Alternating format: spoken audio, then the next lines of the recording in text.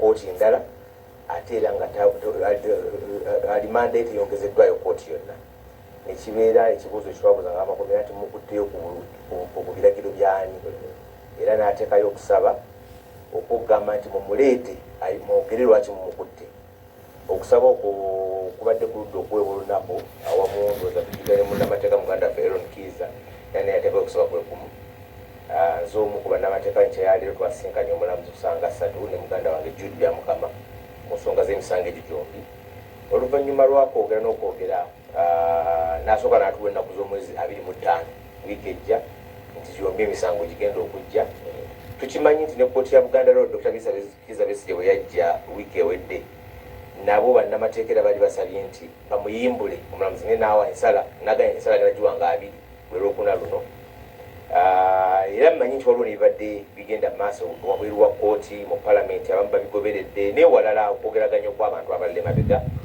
oluvannyuma omulamuzi ekiwandiiko kya 25 n'akisazaamu n'agamba nti kajja enkya ng'ekimuleeta mu kkooti enkya ku ssaawa 3 era n'awandiikira abakulira ekkomera y'e Luzira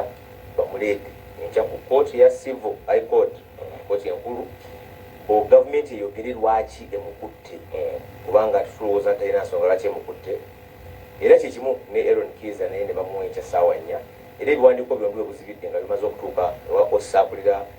maximum security prison e Luzira n'akulira Kitalya abasibe abo bombi bajje ku kkooti enkya ku makya tulabe ssaabawulizi wa gavumenti awa ensonga lwaki amukutte tulabye ku kiwandiiko kya mwami Museven ng'agamba nti naye balina okubaza mu makooti gano amalala eyo gavumenti speed gyekolerako si nsonga lwaki ojja okwata abantu n'obakuuma kuba kati ekisinga abasibe abo bonna aba court martial bava mu kooti ya martial tekyabalinako buyinza naye tebali mu kooti endala yonna omusibe wabeera ku alimanda ayinza okuba alina byayagala okwekubira enduulu ayinza okuba ayagala kusaba bbeeru ayinza okuba ayagala kumukyusa kukomera naye bw'abeerewo nga tena kooti ayinza kwekubira mu nduulu nakyo kukyobola ddembe lyabuntu n'ekyo kyokugamba nti gavumenti ekikolako feo zijja genda nze ndooza nakyo kino kimanya nti tuli ku bulamu bw'abantu abali mu makomera mpozi ensonga endala mpozi ebirala nti era eriyo n'okusaba okutegekeddwa enkya bwe tunaava mu kkooti ate tugende ekavule abakkiriza mu kyokka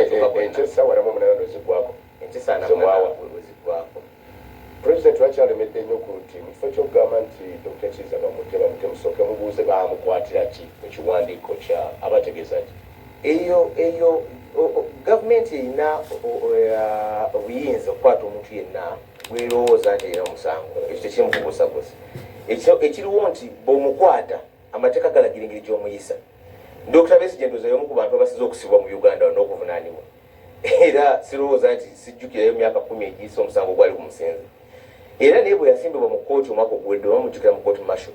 teyagamba nti lwaki munvunaana yagamba muntu ali mu kkooti entuufu so ekyo ekyokugamba nti nno bamukwatira kino wetugamba bulijjo mutwale mu kkooti entuufu muleete obujulizi naye ate ebiriwo kati olwaleero ziri 18 kkooti ensukkulumya eyisa 31 ekiragiro rimanda yaggwako nga 3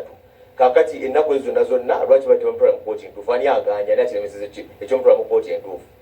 so kati ekyokugamba nti ekibuuzo ekyo ekyokugamba nti bamukwatira ki si nsonga gavumenti yakyo yennyini yerimesezza kubanga ye kyeyagamba nga yatuuka mu kkooti y'amagye timutwale mu civilian court kkooti z'amagye baziyingiza 3 mu lumu alimanda yonna neggwako nga 3 lwaki tebamutwalanga nebamuvunaana era 18 lwaki tebamuvunaananga ani aganye ndabye ku minisita w'ensonga z'ekitongole ekiramuzi mukulu Batimanga agamba bannamateeka bebakeerewa waffe tulirwedde kiba kitegeeza ki ku muntu oyo owa wansi aguleka kati bannamateeka bebakeerewa ekyo ndowooza muganda wange honorable Mawa agezaako kubikkirira kubanga ekisooka ensala ya kkooti yayisibwa nga 3 mu lumu ensonga gy'awadde gy'abadde agamba mbu bakeerewa nti baleeta decree ng'erimu mbwe typing era ekisooka omusango ogwo gwali mu Supreme Court Attorney General yali agwa waabidde si yali agututteeyo era kyandibadde kyabuvunaanyizibwa bwe nga 3 mu lumu lwaliro Friday kale ensala yajja waggulu naye ku Monday nga 3 okuleeta decree entuufu so lwaki yatuuka n'okulinda bali so nze ndowooza ekyokubiri abasibe baali gavumenti yebavunaana bannamateeka si bebavunaana bannamateeka bo baagala bantu baabwe kati olwokuba gavumenti yebavunaana ate nga yina obujulizi kuba tejjangayo kugamba nti omujulizi olunamirirako nga 3 yandibadde egamba nti tumutwale mu kkooti entuufu kakati mugunaane naye nobuno obujulizi bonna bwe tulina. So ekyo kyokugamba nti bannamateeka kwekwasa era nze ndowooza abadde ayogera kunyumya mbunyumya. Naye katunonyoneko okuveeko abatanatuukako mu kkomera ngagyeko ekyo batunyonyodde nti Dr. Besigye yekalakasa nga talya mmere njala oba mulwadde.